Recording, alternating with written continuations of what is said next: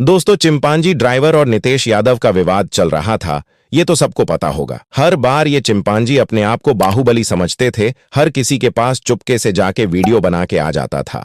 इतने तेजस्वी लोग हैं हमारे पास, कितने शानदार विचार रखते हैं जी। इस बार पर गया गलत आदमी से पंगा। नितेश यादव ने हर स्टोरी में टाइम पूछा पर कोई रिप्लाई नहीं दिया। लो, ये तो मुद्दे लगा साला। और ड्राइवर के कुछ मूर्ख फैंस बोल रहे थे चिंपांजी अकेले ही काफी है।